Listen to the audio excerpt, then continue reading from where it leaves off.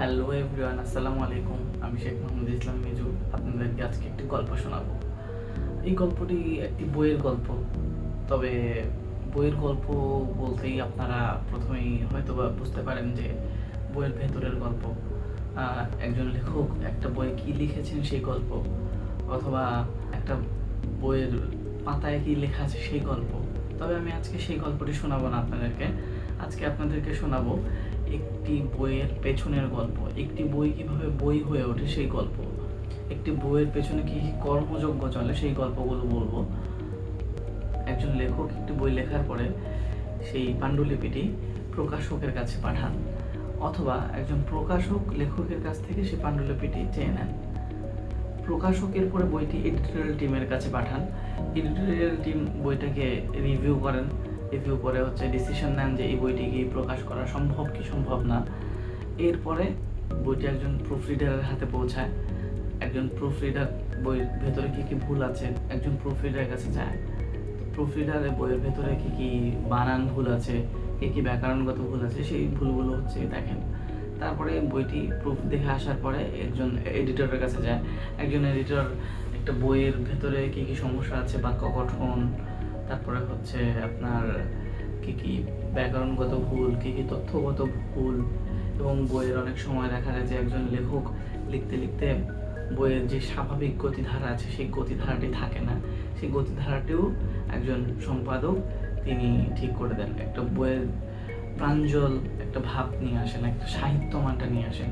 বইয়ের ভাষা সম্পাদনা করেন তিনি। বইয়ের ভেতরে যদি কোনো ছবি যায় অথবা কোনো ইলাস্ট্রেশন যায়, সেটি স্ক্রিপ্ট হয়, ছবি আঁকেন একজন শিল্পী। এরপরে সেটি একজন যে বইয়ের মেকআপটা করে তার কাছে চলে যায়। বইয়ের মেকআপ হওয়ার সময় মেকআপে অনেকগুলো বিষয় থাকে।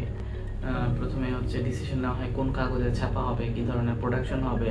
প্রোডাকশন টিমের সাথে আলোচনা সাপেক্ষে যিনি বইটি মেকআপ করেন তিনি ডিসিশন নেন যে কী কী লেআউট হবে, কোন সাইজে যাবে বইটি, এই পাঠক কারা, এবং এই পাঠকের বয়স সীমা কেমন, সব কিছুর বিবেচনায় বইটি লেআউট হয়। এরপরে বই মেকআপ হয়। বইয়ের টাইটেলগুলো কতটুকু সাইজে যাবে, বইয়ের লাইন স্পেসটা কতটুকু হবে, বইয়ের ফন্ট সাইজ কত হবে, বইয়ের ডিজাইনটা কী হবে, এই নানান ধরনের ডিজাইনগুলো হয়ে থাকে। এরপরে যখন বইটি মেকআপ হয়ে যায়, তারপরে বইটি আবার প্রুফ রিডারের কাছে যায়। তখন প্রুফ রিডার আবার বইটাকে প্রুফ দেখেন, কারণ বইটি যখন মেকআপ হচ্ছে, প্রাথমিক মেকআপ হওয়ার পরে বইটিকে একটা বইয়ের মতো মনে হচ্ছে। এর আগে কিন্তু বইটি একটা র ফরম্যাটে থাকে, তখন বইটাকে বইয়ের মতো মনে হয় না। বইয়ের যে ফেসিং পেজগুলো থাকে, ডানের পেজ বামের পেজ কেমন থাকবে, কোন পেজটা পাশে কোন পেজটা থাকবে, এই বিষয়গুলো দেখা যায়। এই বিষয়গুলো যখন চলে আসে তখন আরও অনেকগুলো ব্যাপার ধরা পড়ে। তখন আরেকবার প্রুফ হয় এবং আরেকবার সম্পাদনা হয়। তারপরে আবার আসে মেকআপ যে করেন, মেকআপ আর্টিস্ট আছে যে, তার কাছে চলে আসে। তিনি বইটি আবার রিমেকআপ করেন, কোনো ভুল থাকলে সেগুলোকে ঠিক করেন। তারপরে অনেকগুলো কর্মযজ্ঞ থাকে। সব কিছু শেষে একটা বইয়ের যে আইএসবিএন থাকলো কিনা সেই আইএসবিএনগুলো নেওয়া হয়। আইএসবিএনটা নিয়ে দেন আইএসবিএন বসানো হয়। বইয়ের শুরুতে যে তথ্যগুলো থাকে সেই তথ্যগুলো পূরণ করা হয়। একটা বইয়ের ভূমিকাগুলো যদি থাকে সেই ভূমিকাগুলো দেওয়া হয়।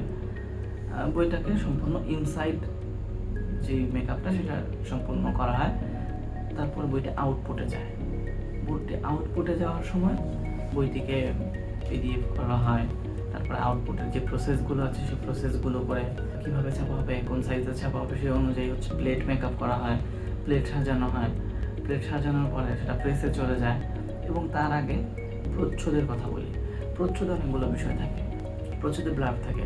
ব্লার্বে সাধারণভাবে কী কী থাকে, লেখক পরিচিতি থাকে, বইয়ের পেছনে বই সম্পর্কে খুব চম্বক একটা অংশ থাকে, বইয়ের ভেতরে সম্পর্কে সামান্য একটু বিস্তারিত সেটা দেওয়া থাকে বইয়ের প্রথম ব্লার্বে। তো এই সব কিছু সাজানোর পরে বইয়ের আইএসবিএন, তারপর বইয়ের বারকোড, বইয়ের নানান ধরনের যে ব্যাপারগুলো থাকে, বইয়ের পুট সাইজ, এই ব্যাপারগুলো সাজানোর পরে প্রচ্ছদটাও ছাপা হয় আলাদাভাবে, প্রচ্ছদটা তো 4 কালার ছাপা হয়, ভেতরটা যদি কালার হয় তাহলে সেই কালারভাবে ছাপা হয়, আর যদি কালার না হয় সেটা এক কালার ছাপা হয়। কালারের অনেকগুলো বিষয় থাকে, যেমন একটা বই কিন্তু 4টা প্লেটে ছাপা হয় যদি কালার ছাপা হয়, 4টা প্লেট আলাদা আলাদা, সায়ান, ম্যাজেন্ডা, ইয়েলো, ব্ল্যাক, এই 4টা কালারে বই ছাপা হয়। এই 4টা কালারে আপনি যত রং দেন না কেন, এই 4টা কালারের ভিতরে সব কিছু চলে আসছে, একটা একটা করে ছাপা হচ্ছে। বইয়ের কালারটা আপনি প্রথমে সায়ান দিচ্ছেন বা ম্যাজেন্ডা দিচ্ছেন বা ইয়েলো দিচ্ছেন, ছাপার সুবিধার্থে যেই কালারটা আগে দিচ্ছেন সেইটার উপরে ভিত্তি করতে হবে। যদি এটা ডার্ক হয়ে যায় তাহলে একদম সবগুলো প্লেট যখন ছাপা হয়ে যাবে তখন পুরো ডিজাইনটা বা পুরো কালারটা কিন্তু ঠিকঠাকভাবে আসবে না। সেটা একজন যে প্রোডাকশনে থাকেন তিনি শুরু থেকেই এটাকে ডিসাইড করেন, সেটা পর্যবেক্ষণ করেন যে ঠিকঠাক আছে কিনা। তারপরে এইভাবে বইয়ের ভেতরটা ছাপা হয়, একটা প্লেট করে ছাপানো হয়। বইয়ের যতগুলো ফর্মা থাকে সেই ফর্মা অনুযায়ী বইটা ছাপানো হয়। আচ্ছা, একটা ইনফরমেশন আপনাদেরকে দিয়ে রাখি, আপনার বইয়ের যত কাজ হয়, বইয়ের ভেতরে যত কাজ হয় সবগুলো কাজই কিন্তু ফর্মা ওয়াইজ হয়, কারণ বইয়ের মুদ্রণের ব্যাপারটা সম্পূর্ণ ফর্মার হিসাবে হয়। এবং বইয়ের যারা প্রুফ দেখেন সেটাও প্রুফের যে বিলগুলো হয় সেগুলো ফর্মা ওয়াইজ হয়।